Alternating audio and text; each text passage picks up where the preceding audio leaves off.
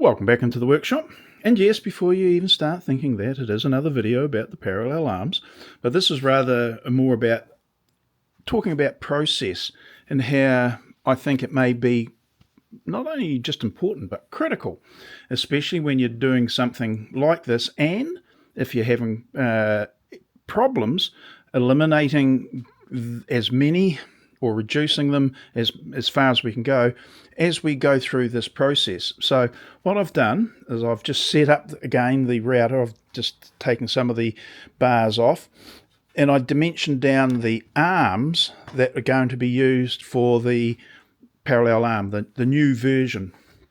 Now, I don't really need to have new arms, these ones, but I thought, hey, let's go through the process, because I still assume that just because we're working in a woodworking workshop using woodworkers' skills and tools, that we may just by that alone introduce error, inadvertently, but we need to accept that as being a very real possibility, or you could almost say an inevitability, but we need to be able to know that the process upon which we got the errors, all the things correct, but if we've got the errors,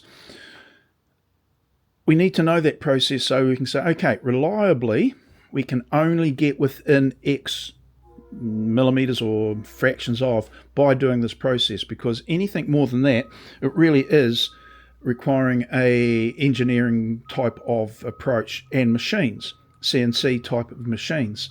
So what I did, after dimensioning these down to within a few tenths of a millimeter of 50 mil, I put the bar on the bar with the drill guides on the on top of the arm, clamped the aluminium straight edge, the bar and the rail together so it's all one homogeneous lump. Made sure it's all nice and flush there, unimportant.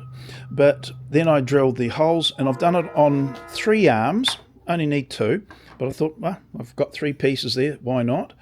So we've done that. We did essentially the same clamping approach to this rail, which will be fixed to an aluminium rail. I've got arrows indicating which surface registered to the steel bar, not because that's important in itself, kind of is, but it's not really. It's just that we've got a reference.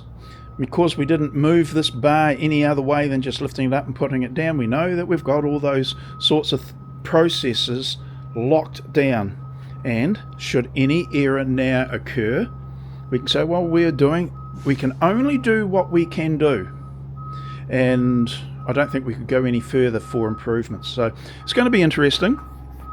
I'm now going to break out the 20mm bench dog drill, pop it in the drill press, and again go through a particular process for doing the holes that require studious attention to where we put things.